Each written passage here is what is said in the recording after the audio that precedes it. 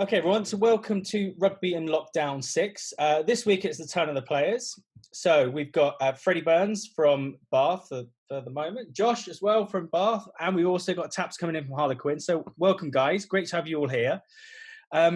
Firstly, just let's start with Josh. Josh, what have you been up to since lockdown? Where were you when it all came closing in? I've been in Newquay, Cornwall, where I'm from, so Cornwall. Just been with the wife, kids, in-laws, the nan. So pretty busy house. But yeah, enjoyed it. I'm enjoying the time with the kids and the wife. So yeah, I'm not really looking forward to going back now. What's the motivation been like on the training front? Like, are you training like pre-season? Are you training like during the season? What have they told you to do? Oh, I've got a program to follow. Like, I've got to do like 4 days out of the week. So just do that, and then I've got weights to do as well. So that's good. I've got my brother just lives around the corner, so doing it together when we're allowed to, just on the pitch. So it's quite good. And what's it been like, sort of having more time at home? It's nice to, because you've got kids, haven't you? Yeah, I've got two kids. So it must be nice having a bit of a break, unexpected break on that front. That's the only positive, I guess. Yeah, it's been the longest time I spent with the wife as well and the kids. So it's some good days and some bad days. Homeschooling's a bit shit, but I'm not very clever. Are you teacher or is your wife teacher? Nah. Like, I'm literally learning off my 7-year-old. Yeah, I had to walk out the room last week because I couldn't do a maths thing. I had to walk out the room. My wife had to take me. It's your homeschooling that's the problem. Oh, good. It's my homeschooling. So where was your season at? When it finished, how were you feeling your season was going? Both, Bath were kind of back up there, and what about yourself personally since the move? No, it's good. I enjoyed it. I enjoyed being at Bath. Freddie helped me a lot when I moved there. So I've known him for a few years now. No, I settled in nicely. Enjoy the city. I've been there when I was younger, so I kind of know the place. But boys are good. Just we got ourselves on a bit of a roll, so we just kind of wanted to continue. But that's the way it goes, isn't it? There's more important things. It must be nice being so much closer to home than being so. You couldn't have really been further away before. No, Newcastle was good. It's just like the weather and obviously being so far.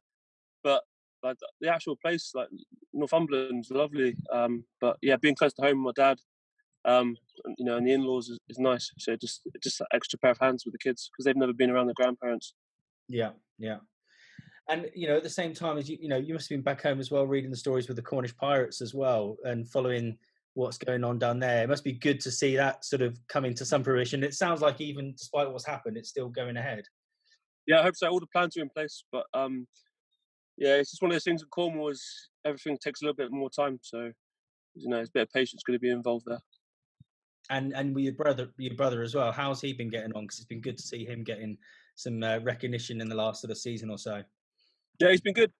He's in Northampton, so he went back up like last week. So I think they were looking to get back into training soon. But no, he's good. He's enjoying it. I think he's enjoying being in a Premiership South. Have you used this time as an opportunity to develop yourself as a human being, Josh? Like better, life skills, taking some courses, and plan for life after rugby? Yeah, I did some courses, but I kind of gave up. What did you start? Well, it was year 3 maths.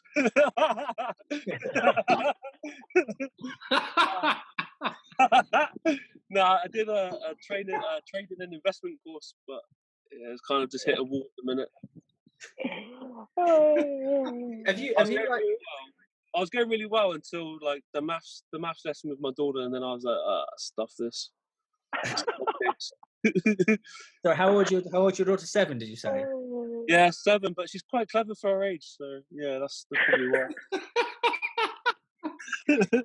Are we presuming that's absolutely killed me? It's killed me. Not even joking either. What has it been like having more time? Like, have you had more time? Would you find that because you've got 2 kids, you've got less time? No, I got more time, Alex. I just trained a bit and then got the day. Yeah, it's nice. It's just nice to obviously not have that like save a bit of time on the body. It's quite nice not running into people and tackling. So like, I feel quite good. Like mentally, I feel good. Body feels fresh. But yeah. Time's been good. But yeah, I'm enjoying it. I think you should ask Freddie and Ben some questions now. Don't ask any maths questions, Josh? Numbers ain't my game. Taps, tell us about your scenario. What's been happening with you? I've just been so I got injured last year in about September, and I was due back to play back in February, but obviously it was the week of, or a couple of weeks later, the pandemic kind of happened. So a bit frustrating, but at the same time, just like Joshy, it's good to spend time at home. But I'm also expecting a baby pretty much any time now. So it's just a waiting game for that. And I've just been keeping busy, just been watching lots of Netflix and doing some training. So yeah, pretty much that's been my kind of thing in the last 8 weeks, really. What was the injury? I did my loose frank, so it was about a 4-month injury, or 4.5. So the week, so the week I was supposed to come back and play was the kind of the week of we got told that everything got cancelled because of the pandemic. Okay, and in terms of what Harlequins have been doing to try to keep you together, I mean, obviously, I'm gathering everyone's getting training programs, but are they doing any other things like to try to, I don't know, just quizzes or stuff or anything to keep the guys together at all? Yeah, a couple of boys have been doing their own quizzes and stuff, just to keep busy. But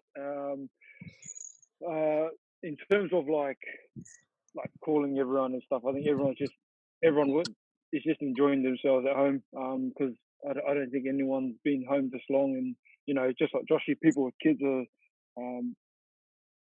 the boys are glad to stay home and spend time with their kids and stuff. This is probably the longest time I've been with my wife under one roof.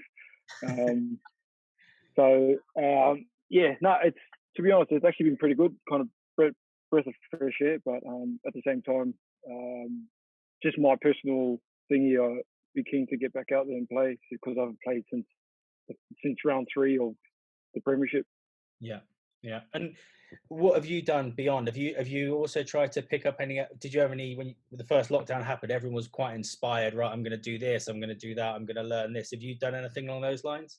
No, not really. I was helping out Rosslyn Park, who's just a local rugby team over here, while I was injured. But obviously when we cancelled, they had to cancel as well. So that kind of stopped my my coaching thing. So that's probably what I was going to do. When I was at Bath with Freddie, I just completed my level 2 coaching. So I just wanted to keep continuing that while I was up here. But I haven't done anything new. No, not really, not me. I should probably do some simple math, to be honest. Well, I think Josh has inspired everyone to pick up their... It's harder than you think. Oh, I'm sure it is. I wouldn't want to be tested on it. So, Freddie, obviously, you've had some big moves since it all closed down. Tell us. Huge news. Huge. Arigato mas. How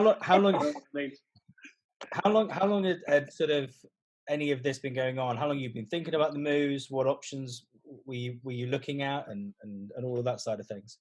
Well, yeah, obviously, I hardly played at Bath this year, so I was obviously looking at.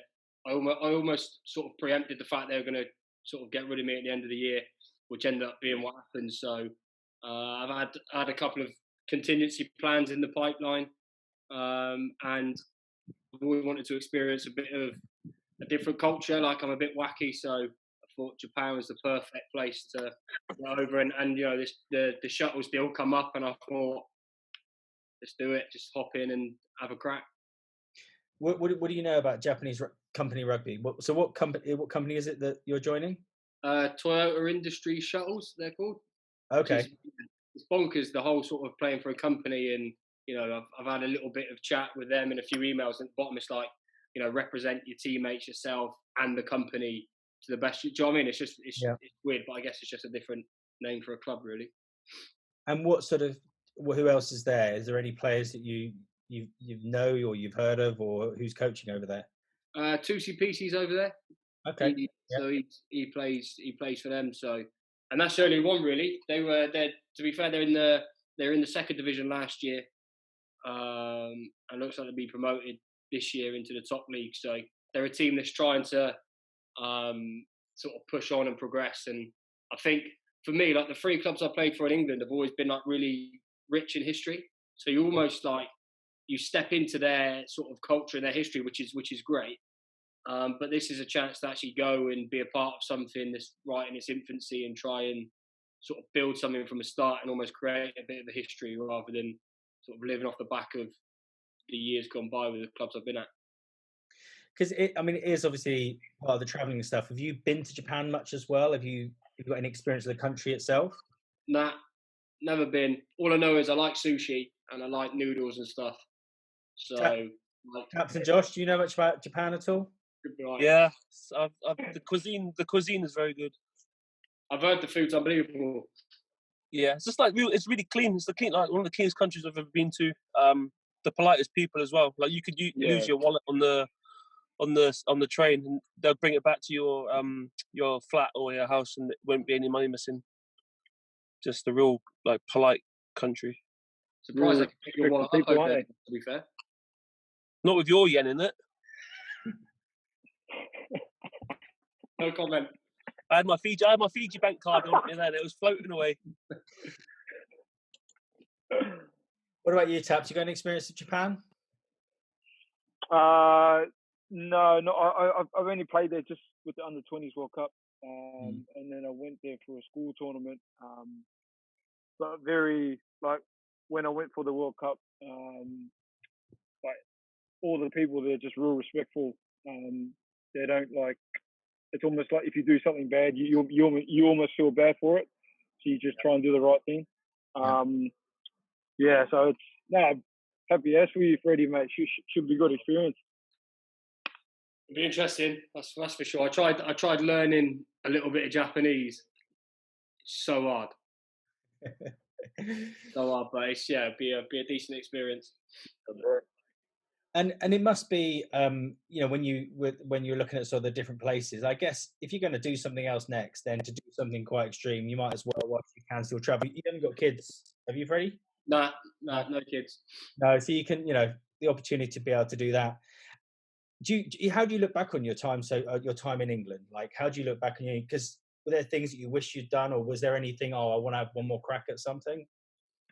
No, obviously the dying one would be like I'd have loved to have won the Premiership. Obviously I got to, I think it was 4 semi-finals and didn't quite reach that final. But no, Japan's definitely not my last destination. I only turned 30 last week, so I like to think I've still got a few years left in me. But no, I think with it, it's just with looking back, I played for what I deemed three of the sort of best clubs in England. There was only maybe 2 other clubs that I really I would have really sort of entertained going to.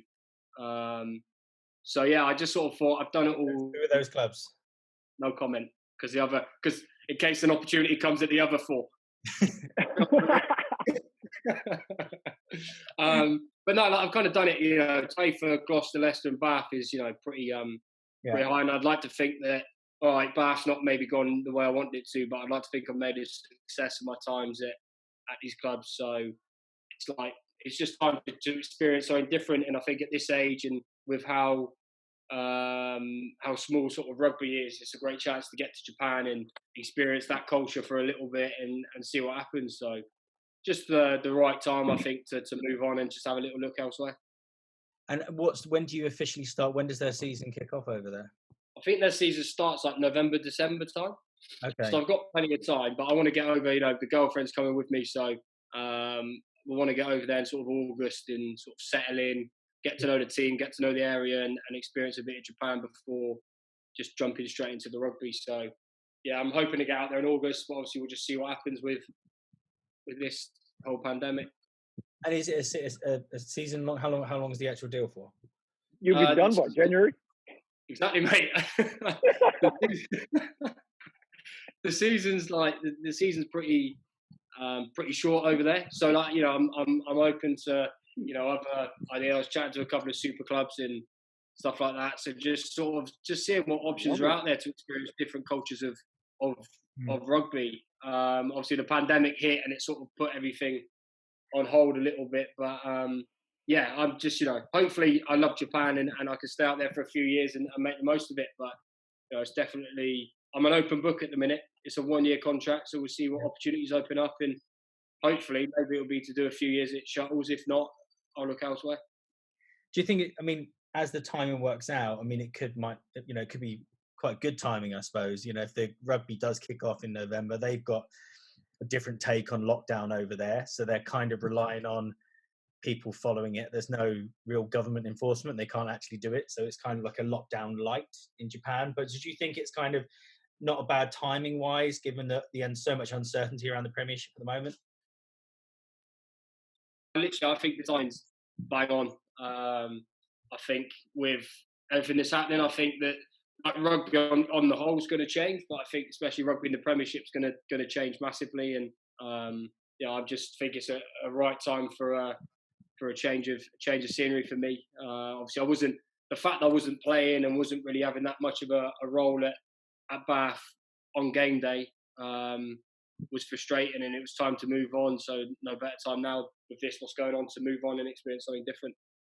How do you think the Premiership is going to change? What do you think the impact of this is going to be on the league? It's quite hard to say, really, because you just, you know, certain clubs are going to struggle. You're already hearing of prolonged salary deductions and stuff like that, and salary cap potentially being lessened. So there's going to be a lot of changes, and I just think that, you know, I can say it now because I'm not in it, but the Premiership's brutal. Like playing rugby in the Northern Hemisphere, the amount of games players are asked to play, plus the amount of training and the physicality within training, it's a slog in the Premiership. So I'm actually looking forward to going over somewhere where there'll be less games. They probably, from what I hear, they look after their players very well over there, and just, you know, enjoy feeling a bit fresher and playing rugby. In England, you play in however many games it is, 28, 30 odd games a year. It's extortionate amount to put the body through, especially for players that play week in, week out. Yeah, that's probably one thing that I've learned coming from Super Rugby, because the Super Rugby, you play from February to June, and then you have, if you're not playing internationals, February to May, if you're not playing internationals, you've got the whole of June off, and then you start back up in July. So it's coming from that to play from September to the next May. I mean, I've gotten used to it over the years, but I definitely struggled the first kind of couple of years, just in terms of trying to get used to getting up for games week in, week out. I mean, the beauty of what I liked about the Premiership was just that it was just in one country, unless you play Europe. Because Super, you're always traveling, so you're kind of living out of a suitcase. But yeah, I definitely struggled the first kind of couple of years, just in terms of trying to get used to just more the motivation of getting up for games and then getting up for training and all that stuff as well. I think as well, sorry, just butt in, it's just like pre-seasons as well. So in England, you get 5 weeks off, and as much as that sounds a lot, actually to get your bodies right, I reckon a lot of Premiership players now, as much as we'd all be desperate to get back playing rugby, boys would secretly be going, geez, it's the best my body's felt in years, because I'm actually having time to get everything back together. Because it's one of those, if you do 5 weeks off, which is nice, and by the end of it, you're like, oh, I'm ready to go back now. But for instance, at Bath this year, we had, with the World Cup, I think our pre-season was like 3-4 months long. We trained on Saturdays. We never had consecutive days off throughout pre-season. And then you go into a season where you lose your weekends anyway because you're playing. So the mental side of it, as well as the physical, is very hard. And I think this year when it started, we did the Prem Cup games. And then I think it was something like 16 or 19, either Premiership or European games back to back. Like, Jesus, some of the injuries you're seeing and the attrition on the body is bonkers. And I feel like if there's one thing now they can look at, is just that player welfare a little bit, and just maybe start managing the amount of games that that boys are asked to play. Have they given you any? Do they give any of you guys guidelines as to when their decisions will be made? Are there cut-off points, or do we know if there's cut-off points? Say, like, look, if we haven't got nothing happens we've got to make a decision on the next season by June the 1st or anything, or is it just all a waiting game? Have you got any kind of time frame? I think there's a PRL meeting this week, isn't there, at some point? So we're just waiting for those meetings. And then, to be fair, like Bath have been pretty good keeping us in the loop as soon as they know anything. But that's the problem. No one knows at the minute. And I kind of feel like we're trying to follow football, which is right, because football is sort of like the market leader in terms of elite sport in England. But they've got so much more resource than us. It's not as easy as saying, right, football's back. That means rugby can go back. Rugby comes back, yeah. Like, I think it's going to be a little while yet, but we're just waiting for those answers. Because it's interesting to see if there has been, much as it would be nice to think that everyone has taken time to think about the season and to think about player development, there's going to be the race for the first batch of cash from supporters or TV, isn't there? Because you've got the Six Nations, which isn't finished, and there was rumours this week of the Four Nations, and there's a need to get in more games. But what if you were to? Do you think, just from a gut feel, not because obviously you don't actually know, do you think this season will get finished, or do you think they'll just start afresh? What can you see as the most likely scenario? I think you go, Tap. Well, I just think if we'll be like this for the next couple of weeks, I just don't see us going back. But then again, if we're back in the next couple of weeks, then I can see us back playing again and trying to finish off the season as quick as we can. But I guess that all just comes down to what the government says and what other sports are doing as well in the country. Are you worried? Sorry, go on. I think the main thing is as well is as players, you know, we want the Premiership. Like even myself leaving the Premier, like we want the Premiership to survive. We want the clubs to survive. So like, I know, like I talk from like a player welfare point of view, but also we do understand that the financial side of things and the people that have got a lot of money in clubs that are losing. I think I read an article where they published the losses that clubs have been registering over the sort of 2017, 2018, and on the whole, it's something like 90 million the clubs are losing combined, which is a ridiculous amount of money. And so, like, we understand, we want to talk player welfare, and you know, I disagree with the fact that all these sort of chats about 3 games in a week to get the season finished is bonkers from a player welfare. But then also you weigh it up with the fact that financially we have to. It needs to be done, yeah. Make the game survive at a professional level. So it's a real sort of balancing act between the two. It is a bit of horse trading as well, because you've also got the Lions kind of at the end of this as well, and it's coming up. Yeah, you're right. There's going to have to be some decisions. Are you worried about playing? Like, have you got concerns if they said to you, right, guys, you got your first game in 4 weeks' time? Would you be worried about it at all from a health point of view? I don't think I'm worried about it. I'm just more worried about that I'm about to have a baby anytime soon. And so the safety of, you know, just going back in terms of like, if anyone has it, if any of the boys have got it or has had it before, can they catch it again and all that stuff? That's the only issue with, personally, just from my point of view. Also, the difficulty of social distancing as well in rugby. Like, you just can't. It's important. It's, you know, one of the boys goes to, you know, everyone's got families. One of the boys' kids, schools reopen, kids go back to school. They pick it up. One of the boys gets it, brings it into training. Another guy goes home, sees his mum, who's, you know, both my parents are over 60 now. So there's that knock-on effect of, yeah. That's the hard thing. You see, like Tap's having a newborn baby. My little brother obviously plays foster. He's expecting a baby in the next couple of weeks as well. So it's like there's risk and reward with everything as well. So you just got to. Yeah. Everyone's individual is such a different. I don't know how Josh feels about it having his kids as well, but it's like it's such a hard balancing act to get. I'm just glad I'm not the one making the decisions. Yeah, No, you're right. It's like diarrhea, isn't it? Everyone, like, as soon as diarrhea goes into the team, everyone gets it. It's just such a, because we live, like, we play in, like, we work in such a closed, confined area with so many people. Like you say, if you go home, kids get it, this get it, then it's just, the spread of it is just ridiculous, isn't it? Yeah. Because I quite like it. I quite like this. I don't mind this. If I could still do this and train, I don't mind this. See, I'm alright. Hey, Joshy, I never played rugby before this. I'm not playing rugby during it, so I'm blooming cushy, mate. Nothing changes for me, mate. Little bit of training here and there, I'm all good.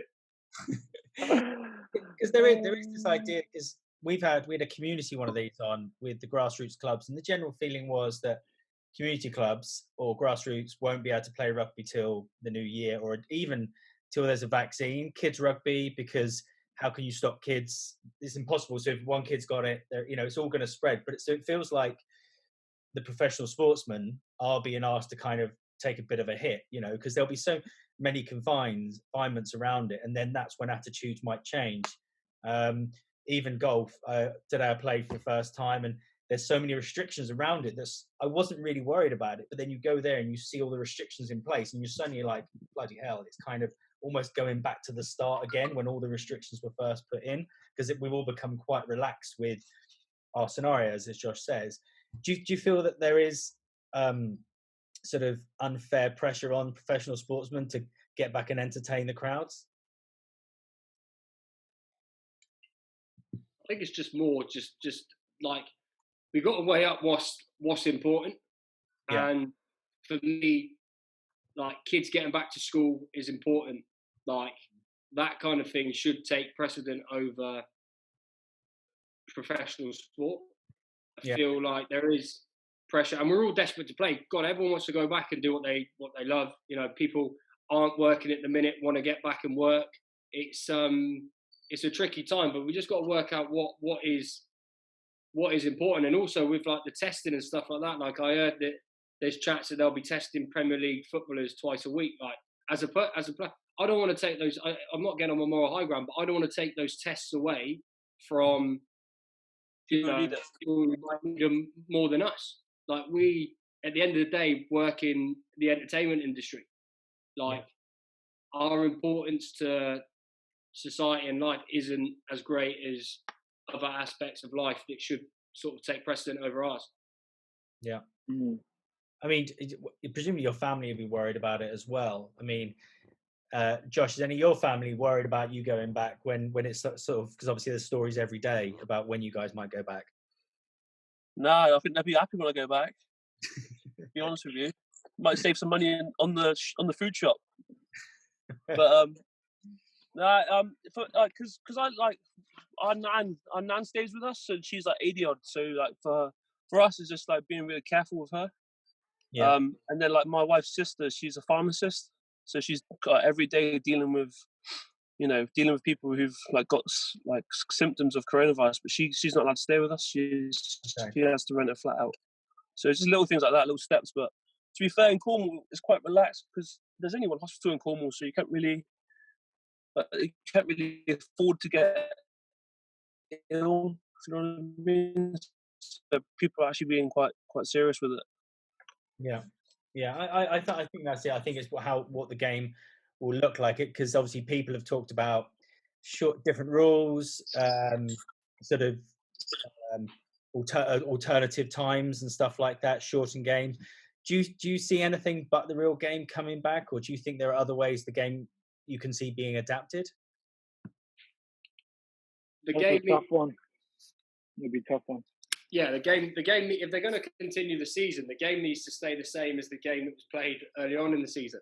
You can't sort of change that, but I don't know. You've got to try and stay true. And I think, for me personally, for the sake of maybe just sitting tight and sort of coming back to this in September and starting to get rugby going in September with a new season, I think would be a lot more effective than trying to get this season going, second spikes, all that sort of stuff, whatever, few boys catching it. You're in Germany, I think, was it Cologne? How do you say it? 3 of their players tested positive for coronavirus when they went back training. So it's like, how do you? It's just such a hard one to give a definitive answer on. I just feel like we almost need to just bite the bullet, help each other out, and players taking pay cuts. I think supporters, as much as it's a big ask, and a lot of them don't earn a lot of money, is almost try not to ask for your season ticket money back and support the club that way. And that's how we try and keep these clubs afloat. I know it's a big ask, but we've all got to pull together and take little cuts here and there if we want professional rugby to stay the same. Josh has done a runner. It's gone. Yeah, I mean, it was not a pasty. He's had questionable reception since the beginning, hasn't he? So I'm sure I'm sure we'll get him back at some point. Fred, just pick up something you said. Like, now you look at the amount of games and how the game's structured. Like, what would you change, like, in order to reduce those games? What structural things the ideas have been put forward that could help the amount of games people play? To be honest with you, I know I probably should have had a better answer for this now. Now, since I made my point, but it is hard to. I know clubs use the Prem Cup now to sort of rotate players in and out and give boys that have played a lot of rest.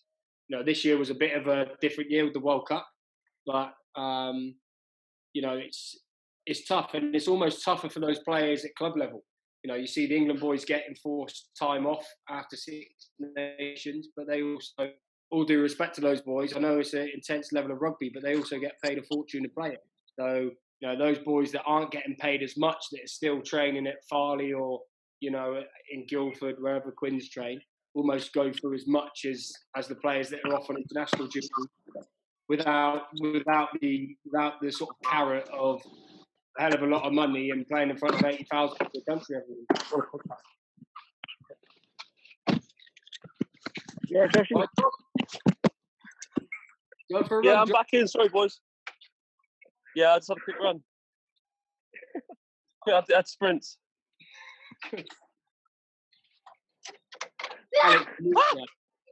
Josh, question for you.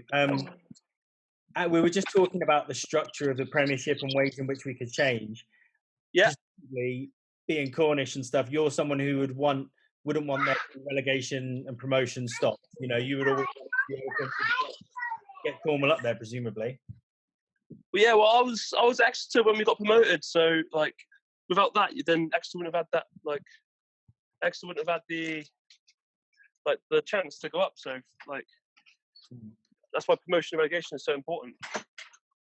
Because you were obviously had a bit of time in the.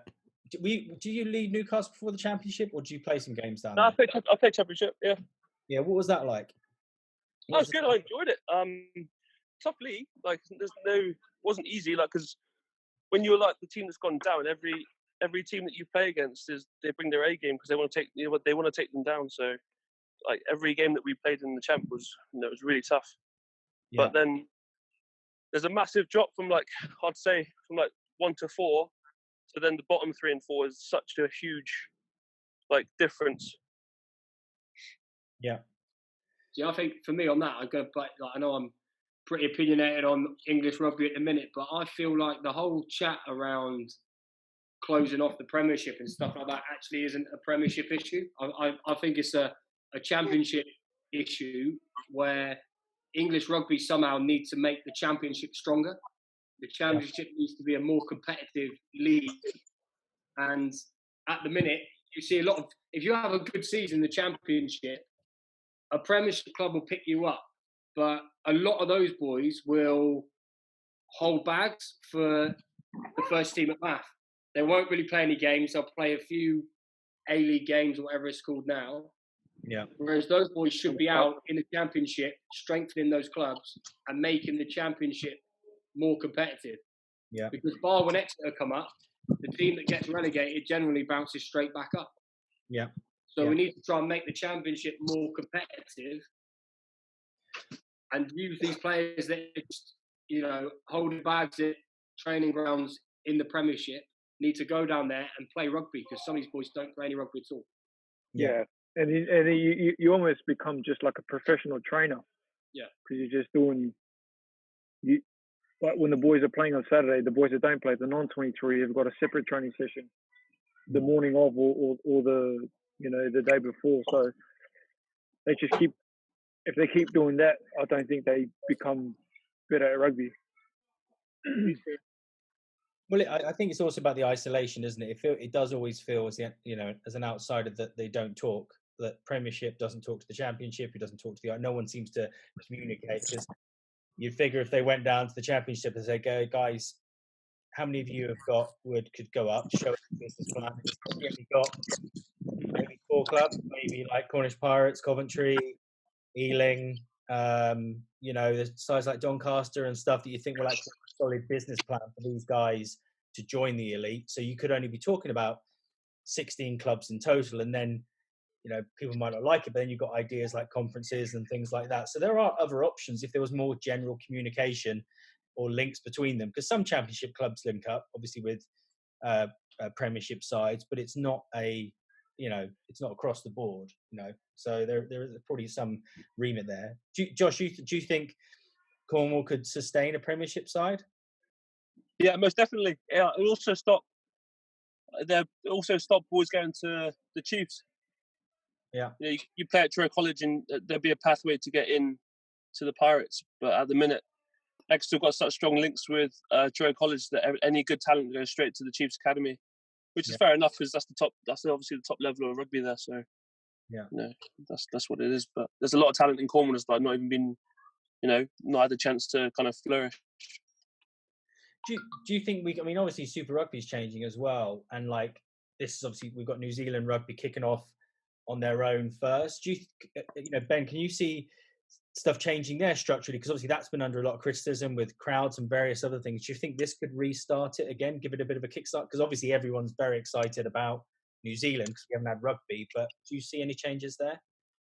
To be honest, I can't really comment on that. But like going back to strengthening the Championship, when I was playing Super and stuff, if you weren't picked in the 23, you would have to go play at your local club.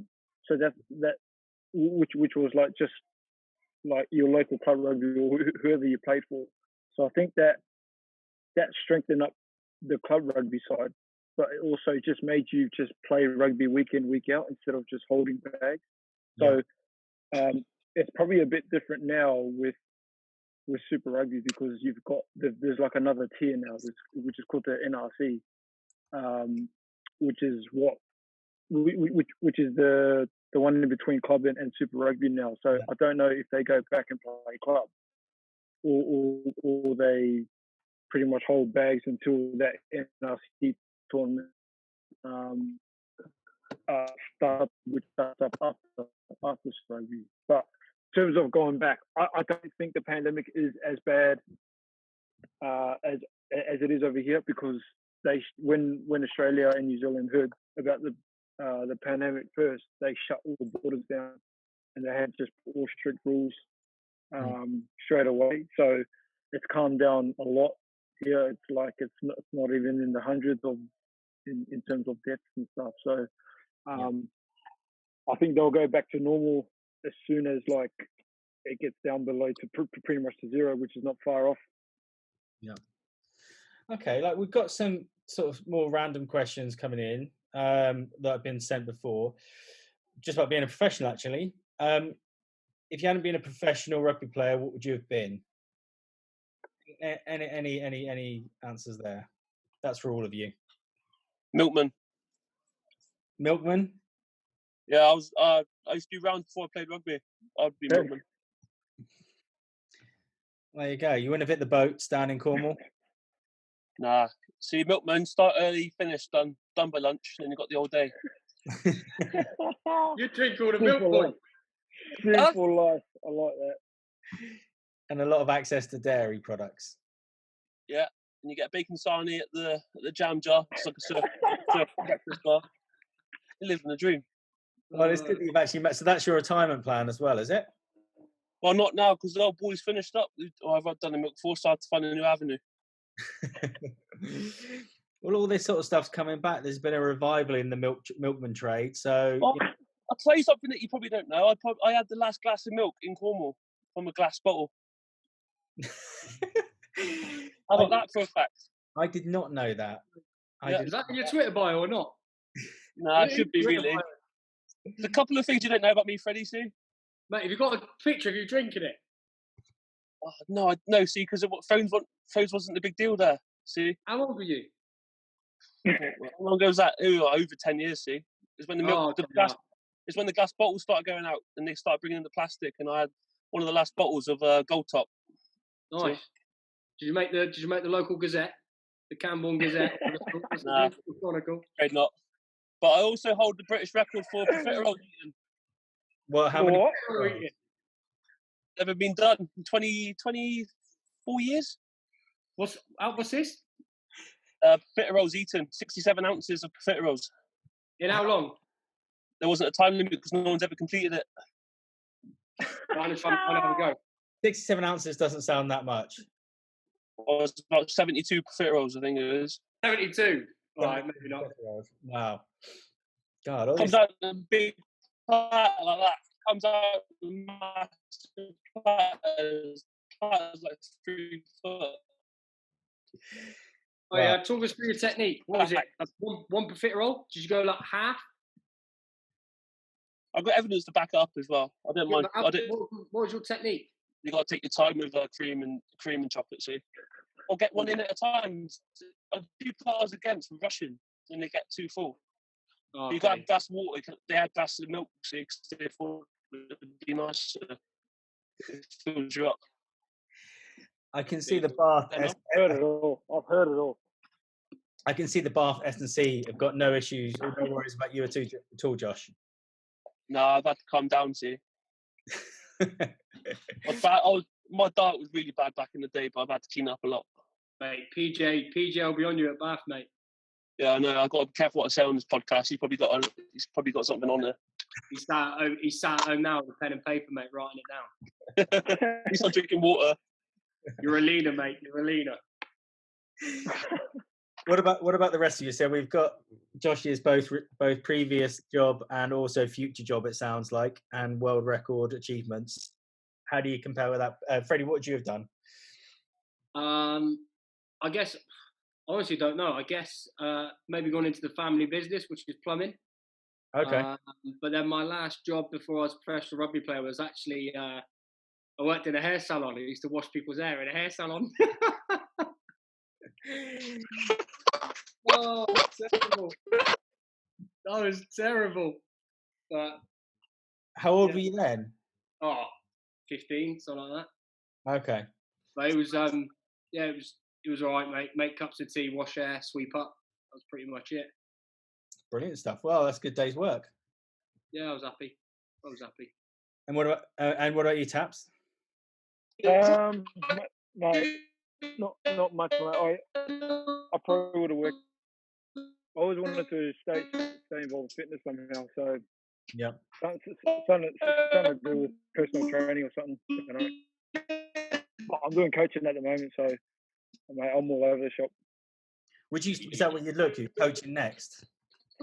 Yeah, that's the thing. I don't know. That's why I'm doing it now to see if I like it. I'm enjoying it down at Rossland Park at the moment.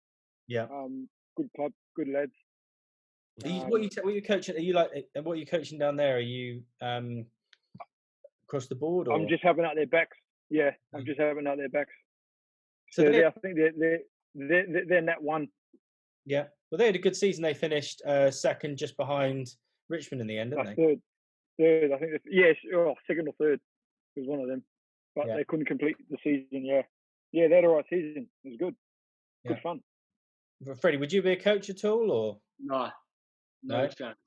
No, I tell you what, it's been one thing that like it just never really interests me. Like I just feel like I've done a little bit grassroots, and don't get me wrong, like I do little.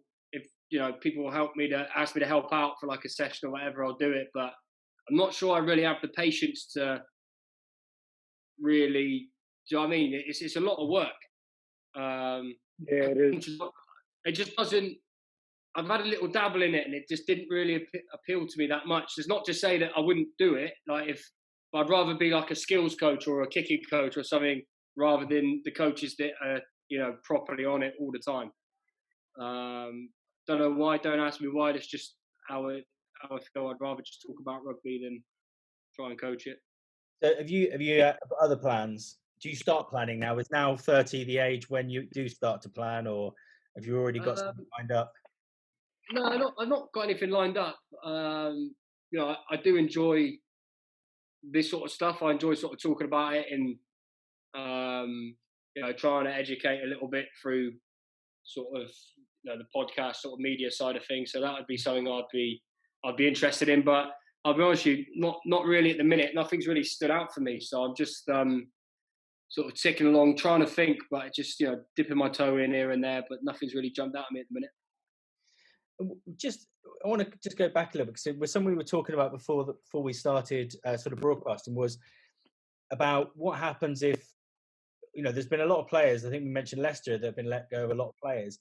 Is that one of the major downsides? There's a lot of players that are going to fall through the gaps here because they've been released. They haven't been able to find new clubs. They don't know when the season started. Is that a problem with this as well? 100%. I was, I've been very, I'll be honest, I've been very fortunate with the fact that Shuttles were very keen to get me, and even when I signed my deal only sort of 3-4 weeks ago. So when this was all kicking off, suddenly communication gets a lot harder. I know players that are chatting to people in, say, France, and they're being asked to do medicals and they can't get across to do a medical. Yeah.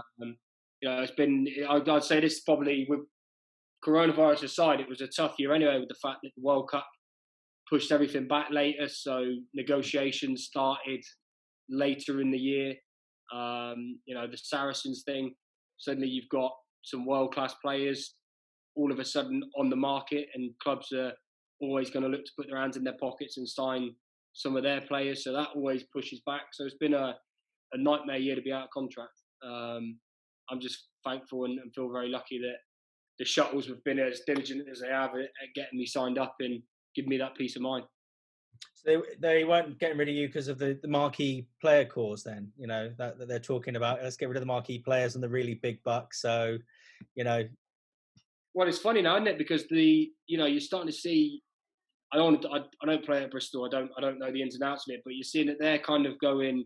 You're hearing more of players are either on extortionate amount of money or, I wouldn't say peanuts, because it would still be a decent salary, but for what they do, it'd be pretty low in comparison. Yeah. So that like mid-range player is now not dying out, but if you're in your late 20s, early 30s, and you're, say, around that sort of mid-bracket, clubs would rather probably let you go and invest that in 2 or 3 academy players, or put it towards a marquee player coming in. So it's times have changed like that, even without the coronavirus. Isn't this something where if the Premiership did partner up with the Championship, because what happens with your salary if you split it as well? Because then you've got those players who are on the sort of middle bracket, the ones that everyone said has missed out because they've spent more on the higher end. So it means you got, you have to fill it with younger guys or people on lower salaries. But if you had those more seasons ones that are kind of in the middle and then split with the Championship, then that kind of helps everyone, doesn't it? If they're making a contribution to the salary as well. Yeah, it's a bit of a sort of dream idea from me, but I almost kind of felt like, and I know geographically it might not work, so this is just me. This is not me saying this is a viable option. I just feel this is more where I think it could go. Is if geographically every Premiership club could have a Championship club, and those two teams run exactly the same structure. They're both sort of controlled very similarly from not the same team, because there'll obviously be different organisations that run them. But then you can feed players back and forth, and I know that would probably put an end to promotion and relegation, but it should up the standard of rugby over it, and you would effectively have 2 competitions that are very competitive, rather than one competitive competition and one competition that, let's be honest, isn't that competitive, because a lot of the good players from that division are then snapped up by Premiership clubs to hold bags. Such a tough one, isn't it? It's so tough. Yeah.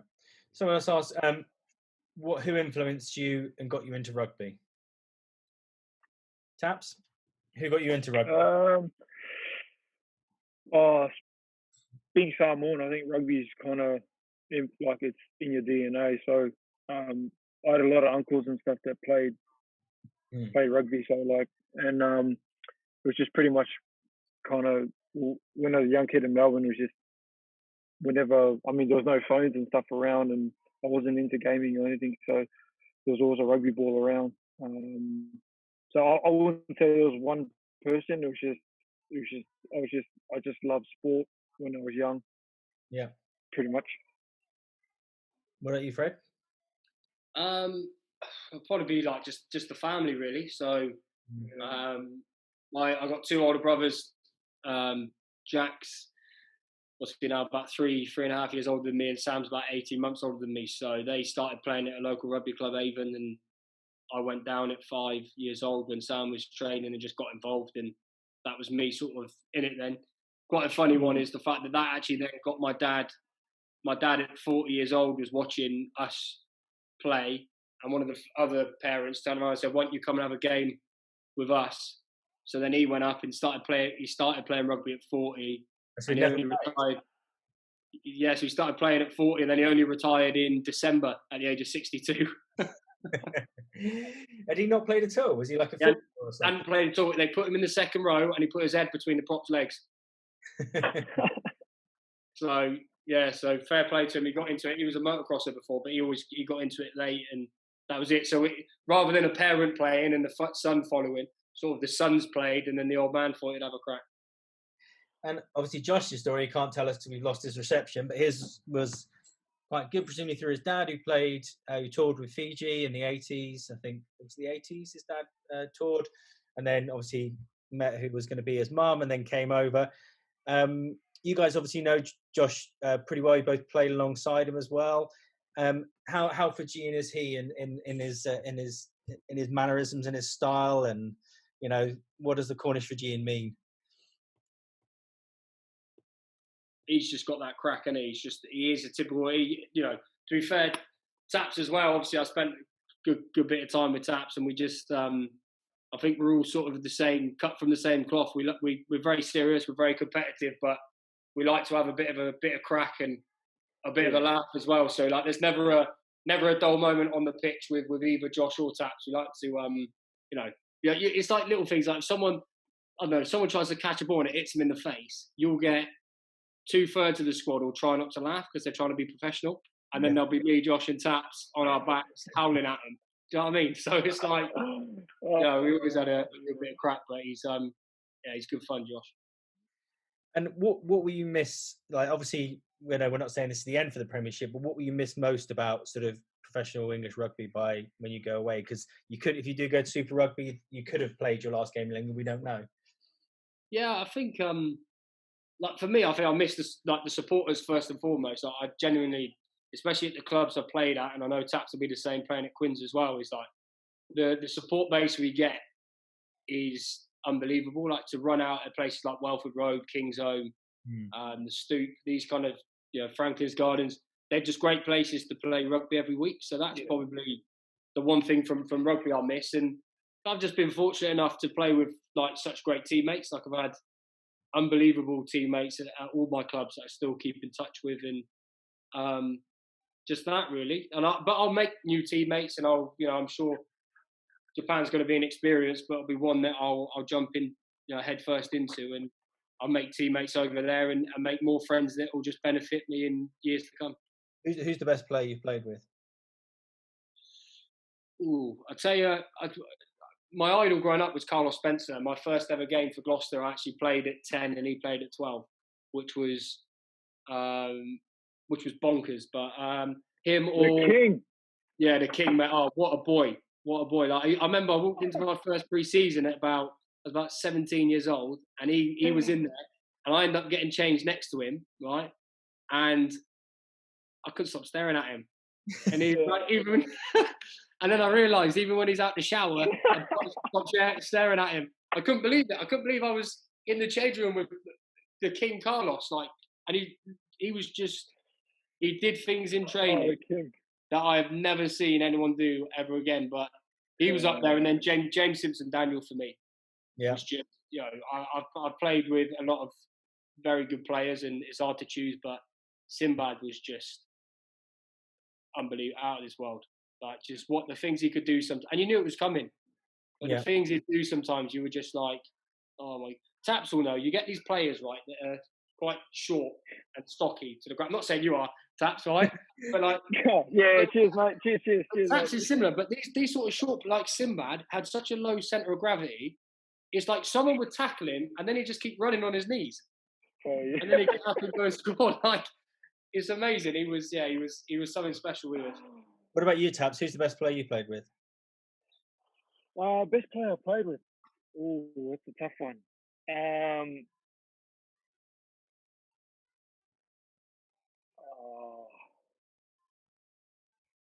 don't know. There's a winger I played with at the Reds called Digby Ioane. Yeah. Freak, mate. Was a freak athlete as well. In terms of like strongest, like strong, fast, and speed wise, like he was the business. And just back playing Super Rugby back in 2010, 2011, like some of the things he did, I'm just like, man, I'm glad this guy's on my side. Yeah. How do you like playing English rugby compared to Super Rugby? Obviously, it's quite different. Like I say this a lot because it's just different mindset because with English rugby, it's a lot defence orientated. Where in Super, it's just a lot of attack. You focus on attack, focus on the skills, and I guess with Super Rugby, the weather plays a part. So it's a lot more days like this, even in the winter. So you get to throw the ball around a bit. But over here, when it comes to November till about February, you can't really do that. So you're gonna have to play the conservative game where you got to box kick and chase and stuff. But it's great to kind of learn different sides. Yeah. Sorry, I would say different sides, just two different styles of rugby. That's what I've enjoyed the most. Sometimes, you're gonna have to win ugly where, back in Super, you'd rather lose, in a way that you want to play. But yeah, it's just those are the kind of sort of things that it's just different mindset. Where when I first got here, when you scrum, I get told here you scrum for penalty, but back in New Zealand or Aussie, when the ball's out, you get it out as quick as you can. So you scrum for penalty, then line out more penalty, kick the post. It's just a different mindset. Do you think that because the flow of players in the opposite direction is pretty minimal, so if Freddie does end up down in Super Rugby, there won't be a load of people he'd be following. Do you think we would learn more or just become better rounded if there was less pressure on us to stay in England and play rugby in England and say, what's wrong with a player at 22 going to spend a year down in New Zealand or Australia or South Africa? Yeah, well, look, I think it will be interesting when Joe Marchant comes back from the Auckland Blues. Yeah, that's what I was thinking.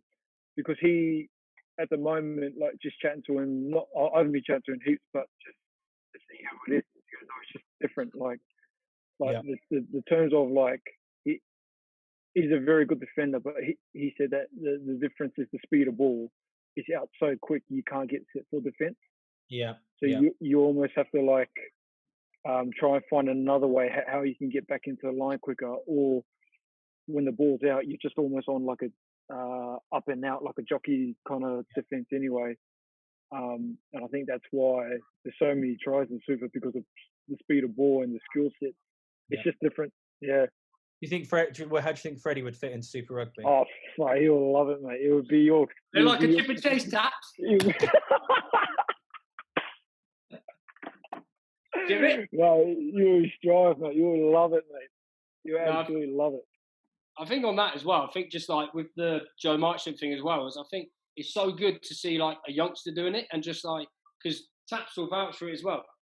And I've done it just in England, playing at 3 different clubs, but you you broaden yourself so much more as like a person and a player when you play under different coaches, different styles with different players. Like, I've played at Gloucester when I was younger, where it was all, it was a little bit super-esque, where we had a backline of Dave Lewis, Johnny May, Henry Trinder, Charlie Sharp, was like young. It was just like, let's throw the ball and have a crack. And then you go to Leicester and it was like, hang about, like, if we win 6-3, we'll win it 6-3. Like, we don't care. We will maul to death. Like, so it broadens you. And I think for Joe Marchant, he'll come back and he'll be that much better as a person and a player. And just like, it's unbelievable to see players having, like, a player like him have that opportunity to go and experience it. Because, at the end of the day, rugby it's a stint in your life as well. It's not, I know you have a rugby career, but when, you're lucky to play, I played sort of 10 years of it now, which has been lucky. I think the average is about 8 years. Yeah, 100% career. That's a fucking very short stint in your life. Mm-hmm. And you need to take out as much of the experience as you can, which is why the Japanese move for me now is like, I kind of thought, what do I experience in England that I've not experienced already? Yeah. Probably not a lot. I'll fall into the same routines. I'll do the same thing, play the same sort of set of players and stuff like that. Like, why not go and experience it and grow as a person as well as a player? I just feel like they should be doing it and broadening the horizon. Freddie, will this be the first time you moved out of England? Yeah, it'll be the first time living abroad. Oh, so. Mate. How good. I'm pretty lucky. The girlfriend lived in like LA, Miami, and New York for a little bit over sort of quite a long period of time. So she's sort of holding my hand through it and calming me down whenever I get a little bit about it. So it's I've got her with me, which is great. If I was doing it on my own, it would be a lot more like a hell of a lot more daunting. But I just feel like it's going to be unbelievable. And if it doesn't work out, I come back to England. I see if I can get a club, and nothing's lost really. When you look back on those sides, because just listening to you talk about that Gloucester side, was that one of your favourite sides you played in? When you look back on the different teams, perhaps rather than club, is there one particular season when you had a team that you felt was the one you enjoyed playing with the most because of the makeup of the back line? Or I think the best one for me was my last year at Leicester. Right. More because we just had the group of players that were there were, you had like Lockie McCaffrey, Pete Beetham, 2 Aussies. Yeah. You had Pat Cilliers, JP Peterson, 2 Saffers. You had Maxi Mamoz, French. You had Talusa Vianu, Tongan. You had Mike Williams, Zimbabwe. Like, we just had a real mix of players that got on well, but also their girlfriends we had like a group of probably about 16, 17 of us, and we just used to days off go for food, and you very rarely click with that amount of people in your squad, and even then I'm missing out, guys like Manu, Ben Youngs, Tom Youngs, all these unbelievable players. So we just had a good time, but it was definitely a different time to my Gloucester times when it was just chuck the ball about and have a bit of crack and try and entertain the shed. Was that the side you felt was the strongest though as well? Like, when you look at the side that could have, because you said you got 4 semi-finals. Do you say you got 2? Yeah, so I had 3 at Leicester and 1 at Gloucester. I think the most thing with them is like, and again, Taps will probably be able to vouch this, but there's different times in your life. So when you first start, I was 19 when I made my debut for Gloucester. So I was just caught up in this. I'm 19. I'm a professional sportsman. I'm playing in front of 16,000 people, like, unbelievable. Invincible, feeling invincible. Yeah, you don't care. You don't have any bad experiences. If you have a bad game, he's only young. Doesn't matter. He's a youngster. Like, that'll grow out of him. All this sort of stuff. So I love that. And then you go to Leicester, and suddenly it was like a punch in the face, and it was like, nah, mate. Like Richard Cockrell looking at me, being like, mate, here, you do it this way. And I was like, yeah. And then, but I look at actually talented squads. Like, I can't believe, like, the Bath squads that I've been able to play in the last 3 years, the talent-wise is unbelievable. And I feel like the fact that since, was it 15, 16 or whatever, when they obviously got to the final and blew the season apart, like, there's that squad should be a lot more consistent and a hell of a lot more competitive than it is. And I feel like that'll be the biggest, not regret, but I look back and I'll just, to be a part of that, not a wasted opportunity, but you just kind of think, Jesus, we should have done a lot more with the players that were there at the minute. And both of you, so in terms of coaches that have had the influence on you, which ones would you talk about? I mean, I'm guessing obviously Rich Cockle had some influence on you, in whichever way it was. But what coaches stand out when you look at the guys who've influenced your careers? Go on, Fred. I'll be honest with you. So what I had, Brian Redpath, Carl Hogg, when I first started at Gloucester, were, I don't think you ever forget the coaches that sort of gave you that first shot. I loved 2013, the summer, the Lions tour was on. So Paul Gustard actually coached the England squad.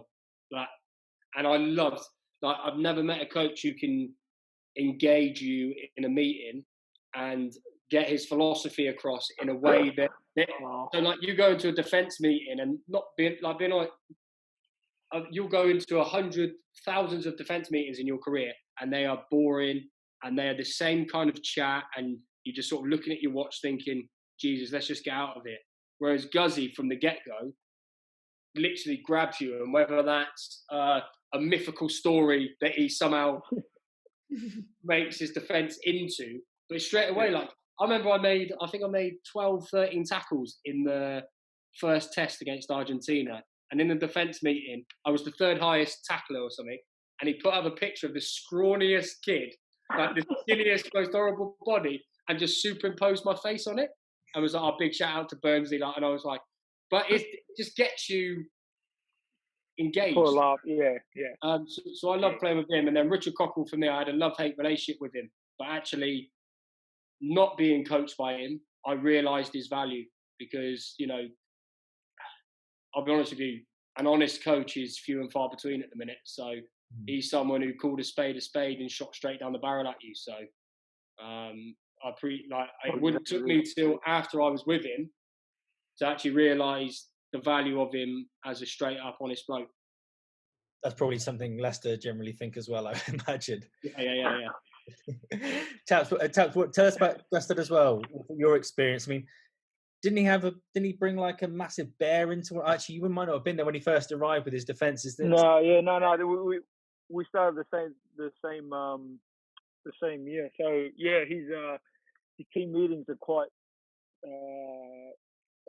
capturing. Like you're definitely engaged, like just like Freddie says. And I guess every team meeting there's always a story or a theme that he wants to impose. So you're just motivated by that somehow. There is a big bear, but that's just got to do with our some of our philosophies that we use at training, and as a club. So it's quite cool. He's probably the first kind of coach that uses themes and just a different way of thinking, just in terms of mindset and stuff, which is quite cool. And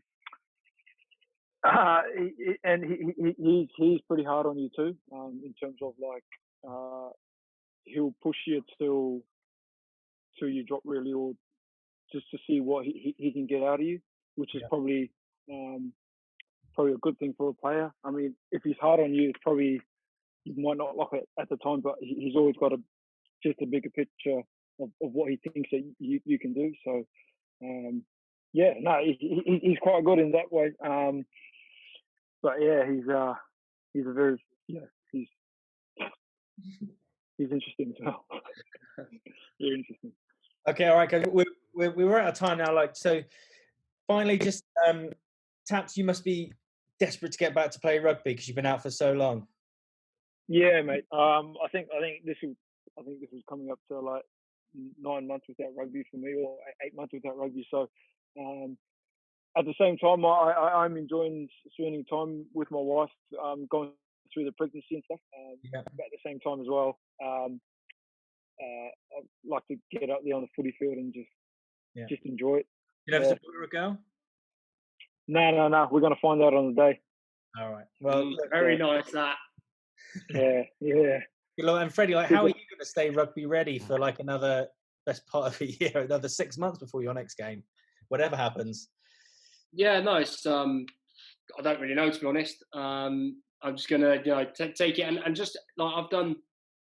I think I was 17 when it was my first pre-season at Gloucester, and it's been pretty much non-stop since then. So actually, a little enforced break isn't a bad thing. I'm going to start training hopefully with the team over in Japan in August.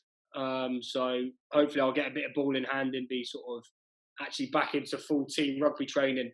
Yeah. But yeah, I just like everyone in this situation, you just take it as it comes. There's no point trying to preempt or trying to force things. What will be will be. So I'll get out there as soon as I can and see what happens with Bath first and foremost, and then just take it from there. But yeah, it's going to be a long enforced rest, which is quite nice.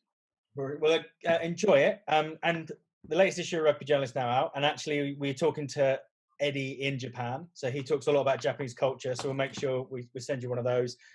Also, everyone, our Rugby Talk of the Year competition shortlist is now up across all channels.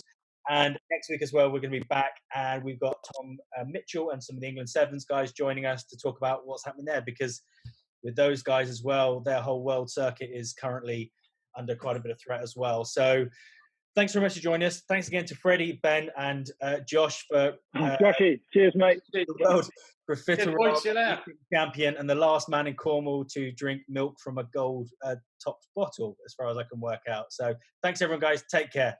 Cheers, guys.